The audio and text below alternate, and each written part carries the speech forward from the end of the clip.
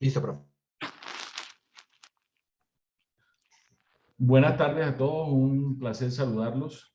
Gracias, Pablo, por toda la organización y toda la gestión y todo lo que haces por estas reuniones académicas. En la tarde de hoy tengo el gusto de presentar al doctor Ricardo Hernández Sarmiento, quien es Fellow de Cuidado Intensivo de la Universidad de La Sabana. Ricardo en el día de hoy nos va a hablar sobre control neurológico y mecanismos adaptativos de la ventilación. Un tema que siempre ha sido un reto para todos los intensivistas, un tema difícil desde el punto de vista neurofisiológico, pero de mucha utilidad para la aplicación en situaciones de adaptación a la altura y todos los mecanismos adaptativos del paciente neurológico.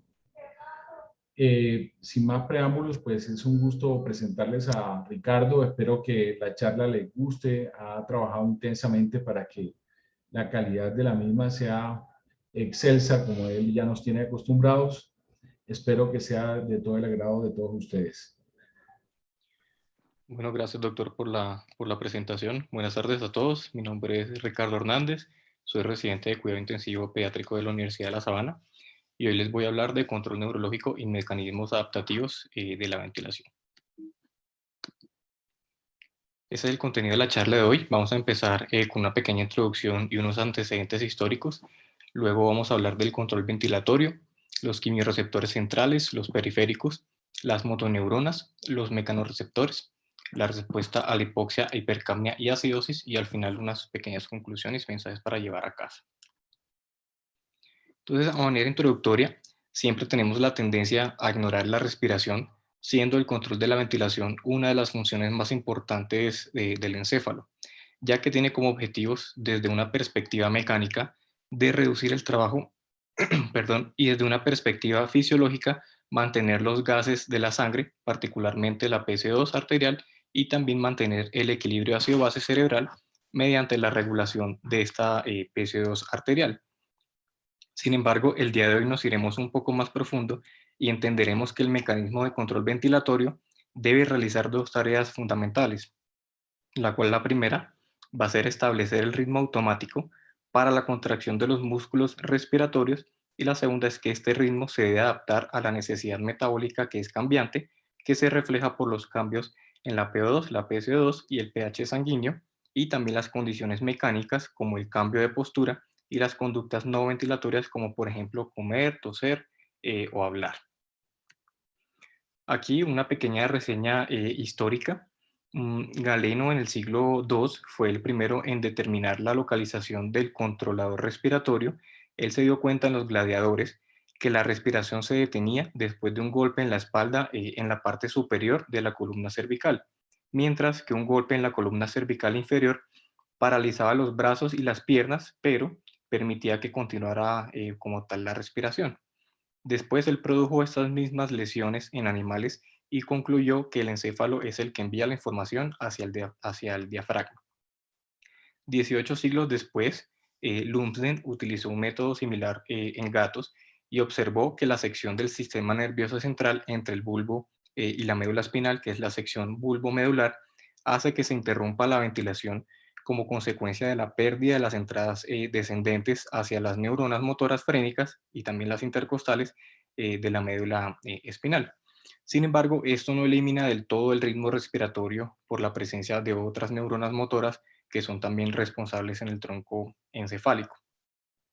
En 1930, Yesel y colaboradores encontraron durante un ciclo respiratorio que se activan diferentes neuronas en el bulbo raquídeo.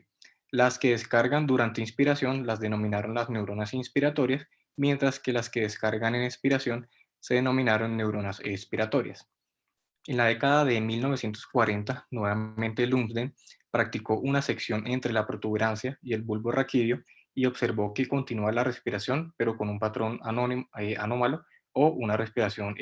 agónica. Sin embargo, otros autores han observado una respiración normal después de una sección a este nivel, y se concluyó que la respiración agónica de Lumsden se dio más que todo por una lesión quirúrgica del generador central de patrones en el bulbo. Y en la actualidad, la mayoría de neurofisiólogos respiratorios consideran que el generador central de patrones de la respiración está en el bulbo raquídeo y que otras localizaciones como la protuberancia únicamente van a modelar las salidas respiratorias para producir un patrón respiratorio normal. En esta imagen vemos las secciones del tronco encefálico en su vista dorsal y también parte de la médula espinal, y a la derecha vemos la actividad nerviosa integrada durante el ciclo respiratorio en la sección indicada y pues su potencial de acción consiguiente. Entonces aquí vemos lo que describió Lumsden en el 40, que al hacer una sección bulbo-protuberancial aún existía la actividad del hipogloso y del nervio frénico, mientras que al hacer una sección bulboespinal persistía la actividad del hipogloso. Sin embargo, vemos una actividad aquí nula del nervio frénico y por lo tanto existiría una respiración anómala. Entonces, el control ventilatorio se realiza en 4 sitios principales, que es el control el centro de control respiratorio, los quimiorreceptores centrales, los quimiorreceptores periféricos y los mecanorreceptores pulmonares. Durante la charla pues vamos a ir desglosando cada uno de estos.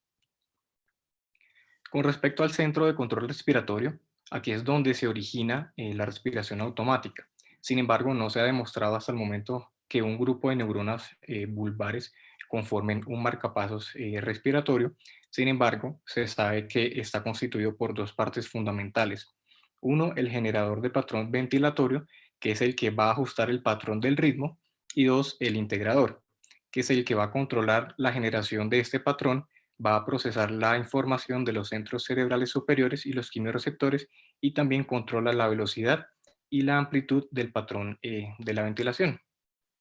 En esta imagen vemos el centro de control respiratorio que se localiza en el bulbo raquídeo y las neuronas que se localizan en 2 regiones, en la dorsal y la ventral. El grupo respiratorio dorsal va a estar conformado por el núcleo del tracto solitario que lo vemos acá, y mientras que el grupo respiratorio ventral va a estar constituido por 3 subgrupos celulares, que son el núcleo rostral retrofacial, que no está aquí diagramado, el núcleo caudal retroambiguo y el núcleo parambiguo. Aquí vemos los grupos respiratorios dorsal y ventral y las salidas motoras respectivas, en donde las señales rojas son inspiratorias y las verdes son expiratorias. Entonces aquí en la izquierda vemos el grupo de salidas inspiratorias y a la derecha pues las expiratorias. En las salidas inspiratorias actúan los pares craneales 5 para abrir la boca, el 7 para expandir las narinas, el 9 y el 10 para dilatar la laringe y la faringe, el 11 para los otros músculos respiratorios y el frénico especialmente para contraer el diafragma. Mientras que en las salidas expiratorias, vemos que principalmente actúan por medio de los nervios raquídeos, que inervan los músculos intercostales inspiratorios y también los abdominales. A nivel del centro de control respiratorio, la inspiración y la expiración van a comprender 3 fases, que van a ser una inspiratoria y 2 expiratorias. Entonces, la inspiración se va a iniciar con un aumento de las descargas de las células del tracto solitario, el núcleo retroambiguo y el núcleo parambiguo, y esto pues nos va a permitir la contracción de los músculos respiratorios durante la respiración automática. Y al final de la inspiración empieza un fenómeno como de apagado que determina la reducción de la frecuencia de disparos en las neuronas y luego pues se inicia como tal el proceso de la expiración. Al principio de la inspiración, que sería la fase 1, va a haber un incremento paradójico, como lo vemos acá, de la frecuencia de disparo de las neuronas inspiratorias, aumentando el tono también de los músculos inspiratorios, mientras que esto se va a ir reduciendo y pues se interrumpe ya del todo durante el inicio de la fase 2 de la expiración, y también pues podemos observar que al inicio de la primera fase de la expiración aún persisten señales de inspiración, como lo acaba de mencionar, y que la expiración como tal se da más que todo en la fase 2 y termina digamos que en la primera mitad de la fase inspiratoria.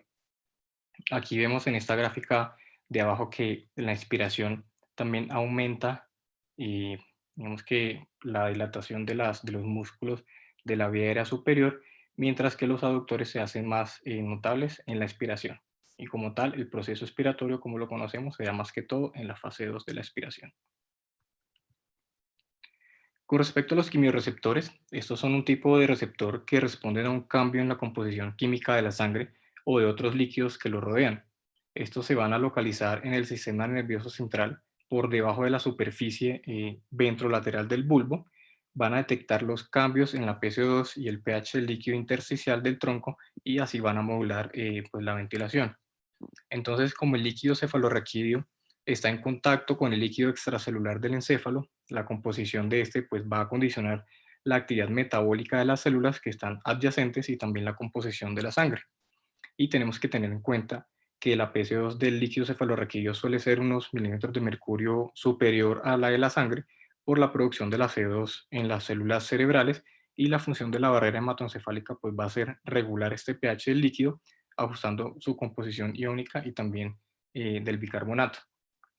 Aquí en esta imagen vemos cómo el CO2 atraviesa rápidamente la barrera hematoencefálica y alcanza un equilibrio con el CO2 del líquido cefalorraquídeo. Y aquí pues vemos cómo lo sensa el quimiorreceptor central junto también con los hidrogeniones. Mientras que aquí el bicarbonato pues atraviesa la barrera de una manera más lenta, graficada en horas.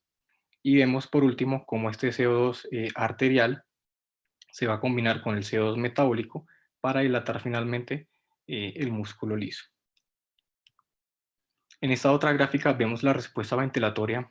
ante la PCO2 que resulta afectada por la concentración de hidrogeniones en el líquido cefalorraquídeo, en donde en el eje X tenemos la PCO2 en milímetros de mercurio, en el eje Y la ventilación en litros por minuto. Y durante la acidosis metabólica crónica, como por ejemplo en cetoacidosis diabética, va a aumentar esos hidrogeniones en el líquido cefalorraquídeo, y pues la respuesta ventilatoria ante la PCO2 inspirada también lo va a hacer, por lo que vamos a tener una pendiente que va a ser mucho más pronunciada. Y por el contrario, durante la alcalosis metabólica crónica, que es más infrecuente, la concentración de hidrogeniones en el líquido cefalorraquídeo se va a reducir, y pues la respuesta ventilatoria ante la PCO2 inspirada también va a disminuir, por lo que la pendiente va a ser más reducida.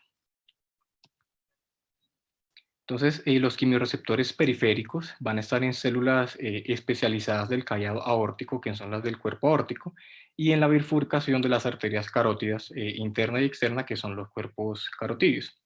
Esos van a percibir la PO2, la PCO2 y el pH de la sangre arterial, y van a aportar información a los núcleos integradores del bulbo por medio de los nervios vagos y los nervios del seno carotídeo, que van a ser ramas del nervio glosofaringeo. Estos quimiorreceptores son los únicos que van a responder a los cambios de la PO2. Sin embargo, también son responsables hasta el 40% aproximadamente de la respuesta ventilatoria al CO2.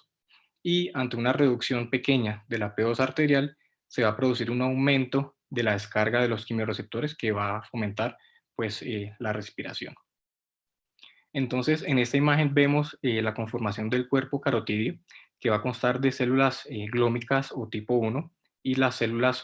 sustentaculares o tipo 2. Las tipo 1 están en contacto con el nervio del seno carotídeo, que es la rama también del glosofaringio, que van a liberar neurotransmisores hacia el bulbo raquídeo, transmitiendo señales que se encuentran en hipoxemia, hipercapnia o acidosis. Y las células tipo 2 simplemente van a rodear a las tipo 1 y son las que le van a dar como tal el soporte.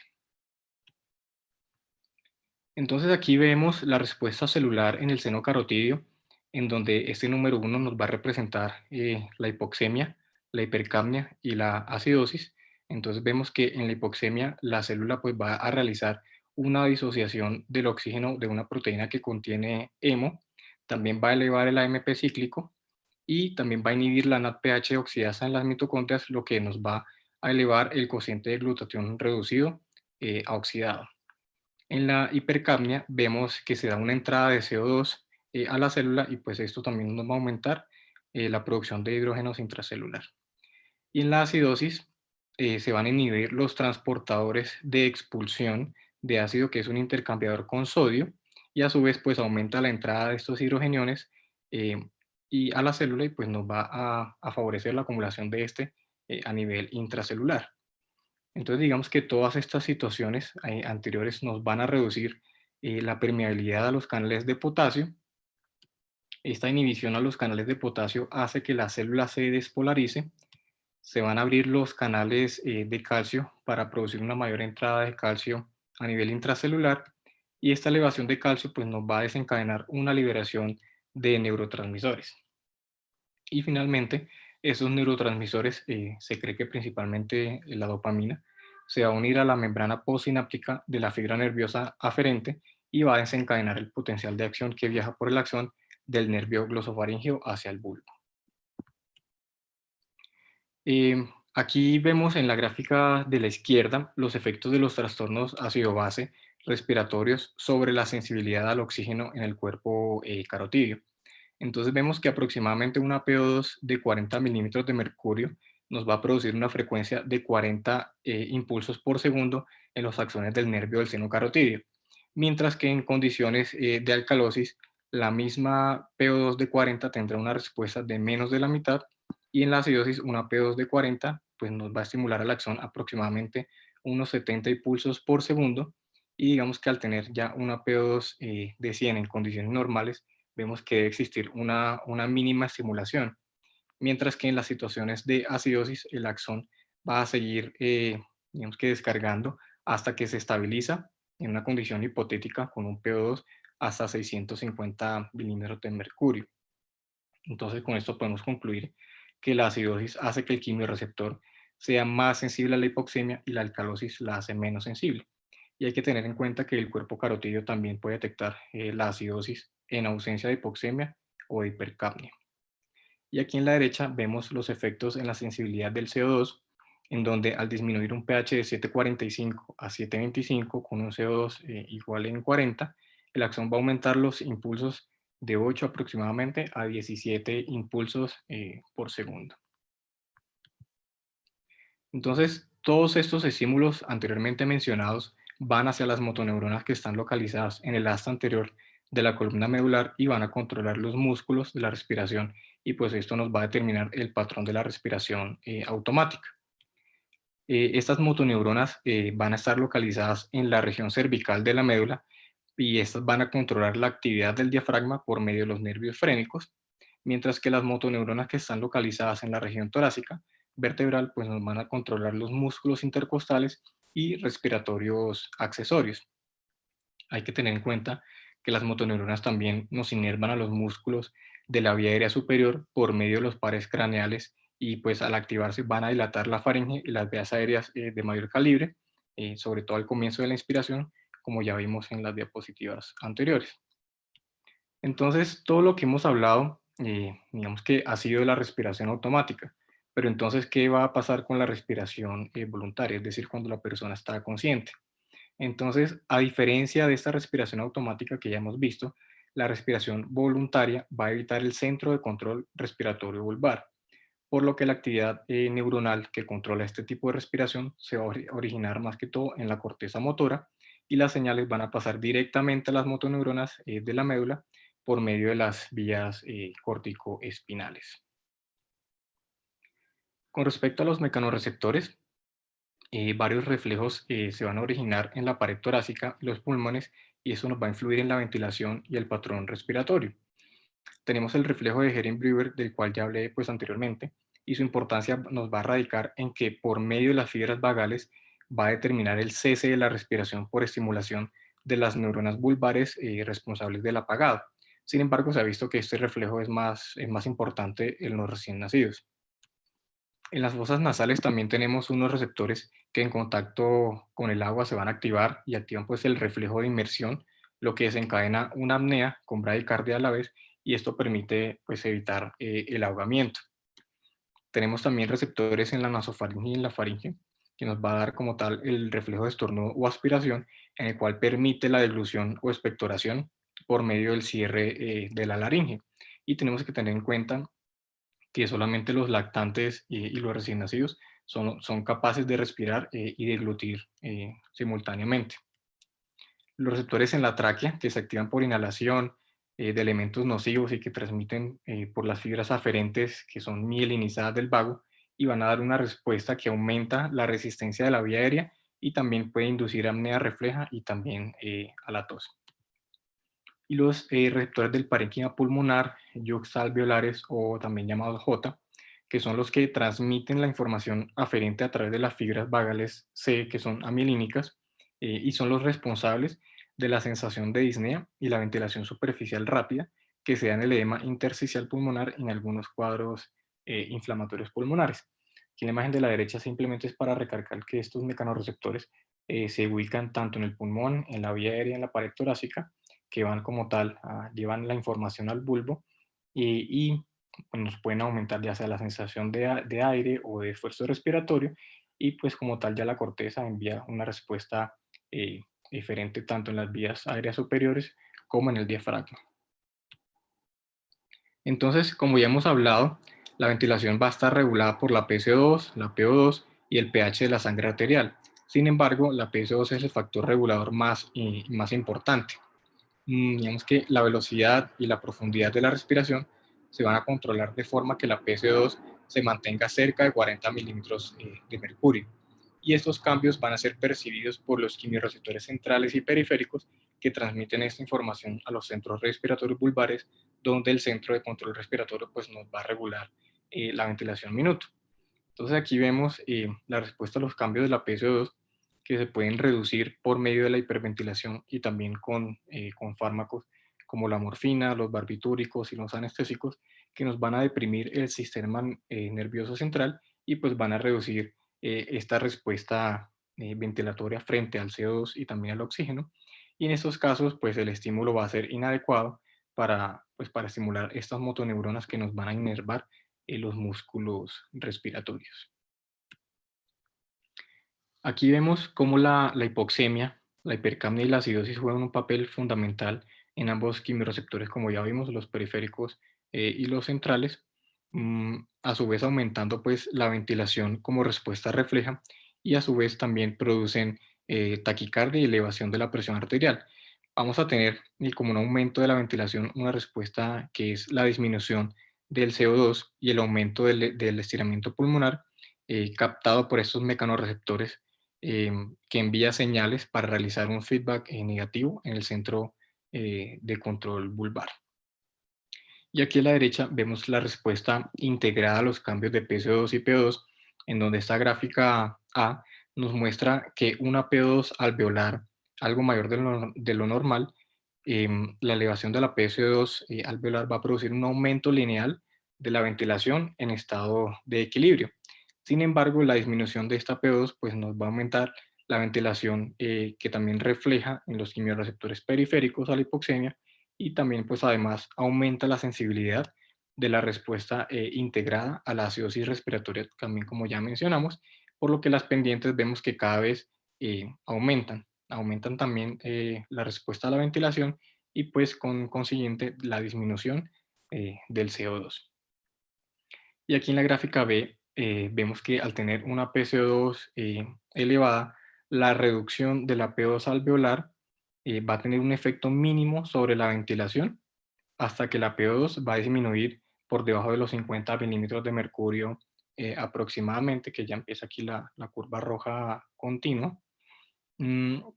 y vemos acá que la curva azul y amarilla nos indica que en la acidosis respiratoria pues también aumenta la respuesta a la ventilación, lo que refleja también la respuesta de los quimiorreceptores centrales y periféricos a la hipercapnia y a la acidosis, y además también se aumenta la sensibilidad de la respuesta integrada como tal de la hipoxemia, por lo que también aumentan estas pendientes de las curvas. Aquí vemos el feedback,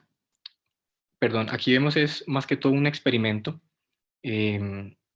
que se hizo en ratas, en laboratorios donde determinaron que ciertas neuronas del rafe vulvar en las mismas condiciones se activaban o se inhibían según su naturaleza. Entonces vemos que en la imagen A hay una respuesta del aumento del CO2 en la acidosis respiratoria, en donde se aumenta la frecuencia de la descarga de su potencial de membrana de una neurona que es serotoninérgica a través del tiempo en comparación de una concentración de CO2 al 5% versus al 9%. Entonces vemos cómo al aumentar el CO2, pues aumenta la frecuencia en el tiempo de las descargas de este tipo de neuronas. Mientras que en la imagen B Vemos el aumento también de la PCO2, aquí el libro tuvo un error que es PCO2 al 3%, que este aumento va a reducir la descarga de las neuronas, sin embargo estas van a ser GABAérgicas y se activan con una concentración de CO2 menor. Entonces vemos como un CO2 menor al 3% tiene digamos que potencial en estas neuronas a comparación del CO2 al 9%. Y aquí vemos a nivel central, gracias a esa activación y a la inhibición de ciertas neuronas ante el estímulo de la acidosis, en donde una misma neurona motora puede ser estimulada por el CO2 y la acidosis, mientras que puede ser ya sea inhibida por el mismo estímulo dependiendo de la señal aferente. Entonces vemos aquí las neuronas que son inhibidas por la CO2, mientras que aquí vemos unas neuronas que estimulan también por el CO2, sin embargo estas neuronas motoras pueden ser ya sean inhibidas o activadas por el mismo estímulo. Y pues digamos que teniendo en cuenta la cantidad de receptores que tenemos en el control central de la respiración, no existen muchos medicamentos que la supriman del todo, exceptuando los anestésicos. También existen otros factores aparte de los medicamentos que alteran el control central, como por ejemplo pacientes que estén en posoperatorios, que estuvieron con anestesia general, que tengan dolor, ansiedad, estrés y cambios en el estado ácido-base, que eso nos puede estimular la respiración, mientras que el sueño, la anestesia residual o analgésicos pues pueden tender a la depresión respiratoria. Entonces tenemos los opioides, los cuales actúan en los receptores MIO y delta que están presentes en el sistema nervioso central, y estos nos van a causar una depresión respiratoria que va a ser dependiente de dosis, siendo característica la frecuencia respiratoria y también la reducción del volumen tidal. Las respuestas a la hipoxia y a la hipercapnia también se van a ver alteradas. Y tenemos la naloxona, que es el antagonista por excelencia, que no tiene ningún efecto en pacientes que tengan alguna respiración fisiológica o normal. Por otro lado, tenemos las benzodiazepinas, que por medio de los receptores GABA-A pueden causar una reducción de la ventilación corriente, siendo también dosis dependiente, y pues también van a reducir la respuesta integrada a la hipoxia y a la hipercapnia. Sin embargo, tenemos el flumazenil, que es el antagonista por excelencia, y este flumazenil, digamos que no nos va a dar una respuesta tan adecuada como la naloxona, por lo que se ha visto que la respuesta a la hipoxia y la hipercapnia pueden seguir siendo normales por un tiempo determinado. Ya por último, unos mensajes para llevar a casa. Primero que todo, recalcar que el control neurológico de la respiración es un sistema integrado desde el encéfalo hasta la médula y los mecanorreceptores pulmonares, lo cual todo hace un feedback o negativo o positivo para determinar el control de la respiración. Es importante conocer la fisiología para entender la falla respiratoria de origen central, la cual va a ser un poco más evidente en pacientes que estén en estado de posoperatorios a nivel central, y en niños se puede determinar por medio de la ausencia de los cambios fisiológicos que ya vimos a lo largo de la charla. Y en la actualidad continúan las investigaciones para conocer todos los mecanismos y sobre todo los receptores que estén involucrados en los mecanismos adaptativos y también la localización específica de los generadores de los patrones. Eso era lo que le quería decir el día de hoy. Muchísimas gracias.